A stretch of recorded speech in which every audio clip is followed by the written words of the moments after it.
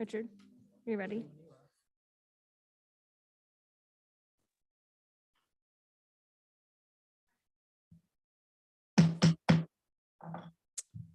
Hello and welcome to the emergency school board meeting of the Appoquinimink School District on Tuesday, May 1st, 2022.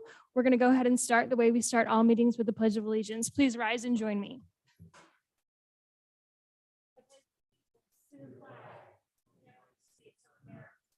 And to the republic for which it stands, one nation, under God, indivisible, with liberty and justice for all. I'm going to start out tonight with a quick reminder. At the outset of tonight's Appoquinimink Board of Education meeting, I want to briefly remind you that the purpose of this meeting is for the board to conduct public business that is vitally important to the students, staff, and their families. We know that there are contentious issues impacting education right now, and that some of you on both sides have very passionate views about these things. With that being said, we expect everyone to maintain proper decorum, to treat others with respect, and to not disrupt the business of tonight's meeting. Thank you so much for your cooperation, the Appoquinimink School Board. So moving on, we're starting tonight with public session. There was no executive session to note. We have starting out with the notice of the meeting. Do I need to read that? Okay, we're holding an emergency meeting due to the changes announced yesterday by Governor Carney. And we'll have a presentation to begin with about the new guidelines for quarantining, contact tracing, and masks from the Department of Health with Ms. Yvonne Comack, Dr. Gerdo, and Mr. Pullman.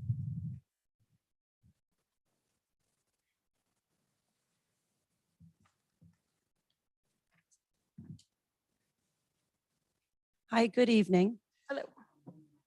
So I wanted to start this evening by sharing some information that recently came out as of Friday in regards to guidance and recommendation changes that were made by the Department of Public Health and the Centers for Disease Control. You can go to the next slide, Steve. Oh, back one. So as many of you know, the mask mandate, emergency masking orders end tonight at 6 p.m. in schools, on buses, and in childcare centers. Also on Friday, the CDC posted updates and recommendations from the schools, and Division of Public Health in Delaware put out new guidance and recommendations also on Friday after the CDC recommendations. And then we'll take a look at what this means for Appoquinimink School District. You can go to the next slide. So what you're looking at here is a dashboard that provides you a summary of what our cases have looked like through the weeks. If you'd like to go back previous weeks, that's available on the district website, but I took it back to December 17th. And as you can see, it's for in-person contagious. And what that means is someone who is either exhibiting symptoms of COVID, or if they don't have symptoms, that they, from their positive test, like 48 hours in that time frame, that's in-person contagious. So we expected to see a spike after our Christmas break from traveling and just the time of the season that it is.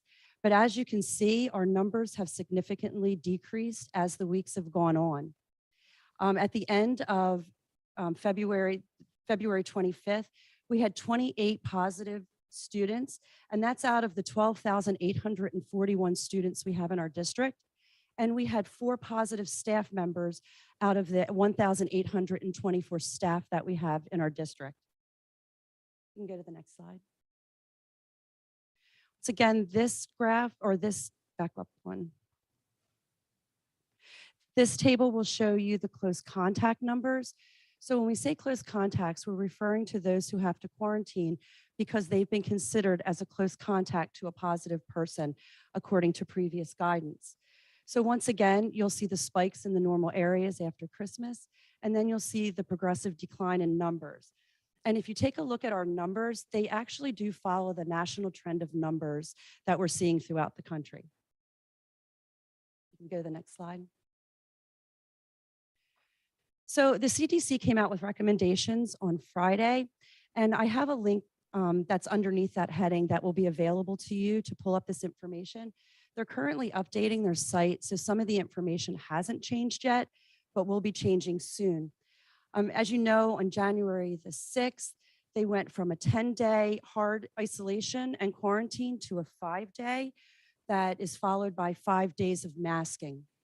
So this requirement or recommendation will continue. So if somebody is COVID positive, we will continue with the isolation period for those 5 days and then an additional 5 days of masking when they return to school, just because of the contagious period of the virus. As far as quarantines, we still will quarantine for household contacts as put forth through the Division of Public Health and CDC. And there's many options in lieu of a traditional quarantine. We have many testing options, test to stay, which we'll talk about later. As far as the monitoring in person and community levels, the CDC's new recommendation is looking at aligning precautions for educational settings to go with those of the community settings. So when you click on the link and you take a look at our demographic area in Newcastle County, there's 3 different levels that the CDC has with this new guidance. It's low risk, it's moderate risk or medium risk, and then high risk. If you look at our demographic in Newcastle County, we're considered low risk, okay? And then I wanted to share vaccination data with you in our 3 highest areas that feed into our school district. And you can see that our vaccination levels are pretty high in our area. So most of our population now has some sort of immunity, whether that immunity is from vaccination and boosters or whether it's from having previous infection from COVID. So as we see the vaccination increase, we see our numbers decrease, and that's a good sign. You can switch. So some of the other recommendations from the CDC is that we continue with testing resources. And from the very beginning, almost 2 years ago, we've done this. The school nurses started with in-school surveillance testing with parental informed consent. The nurses still provide testing under certain circumstances with consent. And then we partnered with Quidel, who is a state vendor, and they're doing our Test to Stay program, and it will continue through the remainder of the school year. It's at Reading Middle School, Sunday nights through Thursday evenings from 4 to 7. And we still continue to do weekly surveillance testing in our schools, which many families have taken advantage of. And it also helps us to identify positive cases, quickly isolate and prevent spread. Promotion of vaccination is one of the CDC's biggest things. In our district, we have had 7 vaccination events in our schools. And there's also still many opportunities throughout our community and surrounding communities for those who are interested in becoming vaccinated or getting boosted. And then ongoing mitigation, which is really important. I feel like we've done a very good job with this mitigation in our district. We will continue to have increased ventilation throughout our buildings, increased hand washing, respiratory etiquette reminders, regular and routine cleaning, and most importantly, please stay home if you're sick. It's the most important thing. Next slide. So what does this mean for Appoquinimink School District? So the Division of Public Health, when they put out their guidance, they are using the best science that is available to them. So they're still recommending that close contacts in the household quarantine, because where you're seeing the most spread is in the household because of the close proximity and the extended time together. So close contacts in a household, we're still asking that you do that quarantine period for the 5 days and also report the information to the school nurse so she can provide specific guidance and also give you options instead, and your students options, rather than the traditional quarantine of staying home and not attending school. There's no in-school contact tracing or quarantines. School has not been a big spreader with linked cases when we have quarantined students in the past. There will be special circumstances, and the nurses will continue to monitor and keep track of all of the cases, and will continue to report as we have been reporting. So having said that, if there's any red flags or we call them epi-linked cases, we will certainly look deeper into that and collaborate with public health and our district administration to see if there's anything extra that needs to be done. As I said, the Test to Stay and weekly surveillance testing will remain available throughout the school year with a couple changes that are good changes. Previously, Test to Stay was only for those who were close contacts and in quarantine. But now anybody who chooses to use the Test to Stay program that Sunday night through Thursday at Reading is able to do so. So let's say, for instance, you're going to visit someone and you want to know what the status of your health is. You can go and have one of those tests done. If you're traveling and you want to get tested before you return to school or work, once again, you can have a test done. We just ask that those tests remain asymptomatic surveillance. That's what the Quidel provider with the state is granted and contracted for, is asymptomatic surveillance. Once again, I want to ensure everybody that this is with informed parental consent for any of the testing. If you do sign up for Test to Stay, it automatically puts your student in the weekly surveillance testing in school. The school nurse is still the primary contact for reporting positive cases. We are under federal mandate for reporting, and COVID-19 is one of the mandatory reporting illnesses that we have to report. School nurses have always worked with the Division of Public Health, and we have a public health mindset. Before the COVID pandemic, there were many illnesses and different things that we provided surveillance for. So this is something we're used to. But rather than looking at the individual model and the individual person, we're moving back to that broader model of infection control, because with the increase in vaccinations and the decrease in cases, that's where it's leading us, which is a good thing. There's also outbreak procedures in place, and they're in collaboration with the Division of Public Health. Like I mentioned before, if we see anything in a sports team or in a specific classroom, we'll certainly dig deeper because we don't want school spread. We want to keep our students and our staff as safe as possible. Thank you, Vaughn. You're welcome. Dr. Gerdo. So I want to thank all of you that are here tonight and thank everyone that sent in a response on their feelings on masking and within our schools. From the very beginning, we've tried to follow the guidance of the CDC and our Department of Public Health. And we have followed that throughout the pandemic since March of 2020. So our recommendation tonight is we recommend making masking optional. We will continue to monitor.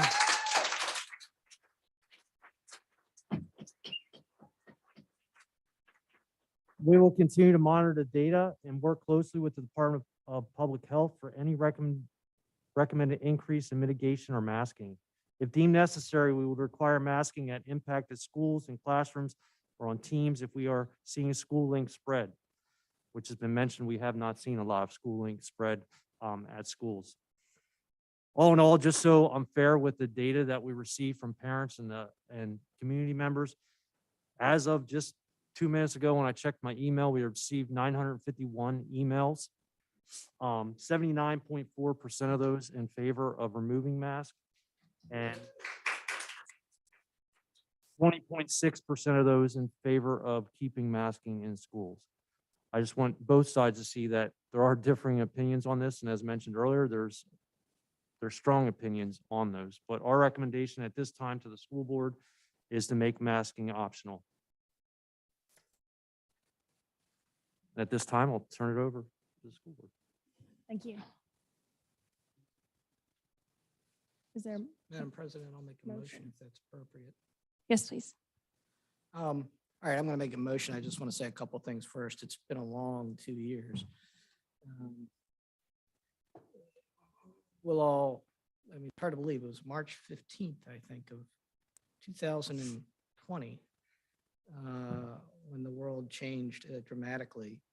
I do want to say a couple things first. I mean, there are people on both sides of this issue, and people can disagree, and they can disagree reasonably and civilly. And, you know, we have a tendency in society, for better or worse, to demonize and insult those with whom we disagree, and we just shouldn't be doing that. And, you know, I will say, as a school board and of course, as a school district, we're concerned about education. And I will say that of the 900 and what are we up to, 991? 951. I didn't get all those, but I read a lot of them. The overwhelming majority were, I thought, very well done, very nicely done, very heartfelt, provided good perspectives. And I'm going to say were everything you look for in public input. There's a couple, though, that we're beyond the pale. And if I read those emails to you, you would be appalled. And I think if I revealed who sent those emails to you, those persons would, I hope, be embarrassed that that's what they sent. But I get it. It's a very passionate issue for people. And so I'll make allowances, but we ought to try to do better. So I've vented a little bit. And this really is, as you may know, the first time the school board's ever been allowed to weigh in on this issue. The governor and his team did what they did, and they did what they thought was right. And I'm not going to begrudge them that. He's the governor. And I think he and his team were acting in good faith. But circumstances have changed. And the CDC has changed. And so with that, I'll move that masks will not be required, that parents will have the right, if they want, to let their students wear masks. You always have that ability if you want to have your kid wear a mask to school. We're not going to force it. I mean, don't ask us to make sure Johnny is wearing his mask or Susie, but if you want your child to wear a mask when they come to school, you're perfectly entitled to have that happen. And that we also allow each school, with the consent of the superintendent, to retain the right to mask if circumstances warrant. And so if a particular school suddenly had a spike or an outbreak, those schools would have discretion to take action. I'm not going to just say no masks, never more. Circumstances could change, knock on wood, they won't. So masks not required. Parents have the right to allow their students to wear masks if they want. And the schools retain discretion if circumstances warrant a change in that policy. And otherwise, just keep the board updated. We'll be back in a week for our regular meeting. So Does it need to be read in the real form of a motion? it'll be in the minutes. It's fine. So I have a motion for Mr. Forrest and a second for Mr. Abrams. Is there any other further questions, discussion? Ms. Rowe? Just really quickly, if everybody could just have a conversation with their student, if we are moving forward with making this optional, if we could teach our children to respect the decision that you and your family are making, if you could teach your children that. So whether you are on the side of, I want my child to wear a mask, or I don't want my child to wear a mask, educate your children on just being respectful of that child's choice and that your student's decision, and then that student's decision. So bullying will not be tolerated. So just want to make that clear. Thank you. I just want to echo some of Mr. Forson's words. I mean, March 2020, we sat in this room and not knowing what laid before us. We thought it was 2 weeks off from school, and now we're here 2 years later still talking about things. We've handled things as a school district and a school board that I never thought, including having to be camera ready, that you would have to be as a board member. I know that everyone's probably heard this explained as we're all in the same storm in different boats, that we've had different struggles. And I have to agree with Mr. Forston that I think this would be a time where I would see our community extend kindness. But I have to be very honest that I've seen some of the most nasty things I've seen from our, not only the world, but our small community. And he's not lying when we've gotten tons of response, that differing opinions that are respectful or illustrating points. And we've also gotten things that I think people would be embarrassed that we read out loud with their name on it. That's not appropriate. That's not how we teach our kids conflict resolution. And that's not the example I think that we should set. It's okay to have a different opinion than somebody, and you work together for a solution. I have a thing that I saw somebody post on Grow the Good, which is a public education website. And I just want to read it and kind of consider it as we go forward. It says, "Hey, Delaware friends. While some may cheer Governor Carney's lifting of the mask mandate, others may not have the same reaction. Please let's all get behind the fact that each and every one of us has been traumatized by this experience of living through a pandemic in ways large and small, some more than others. Some kids may confidently march into their classrooms mask-free. Others may take a more cautious approach or just not feel comfortable. Some may warm up to the idea by taking longer mask breaks. Some kids may feel differently than their parents about going maskless. Whatever it is, please be generous in your thoughts and your actions. Assume best intention. Allow kids and adults to go their own pace. It's not a race back to normalcy."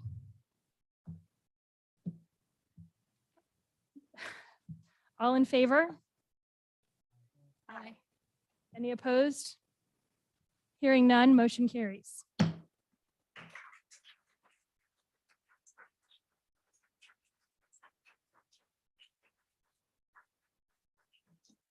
The only other remaining item on our agenda is the establishment of the next meeting dates.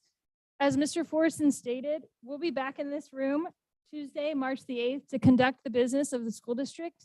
It's nice to see so many people here. We meet monthly and we make important decisions, and we do appreciate your feedback. So join us in a week when we do other things. That's all for tonight. Thank you for coming.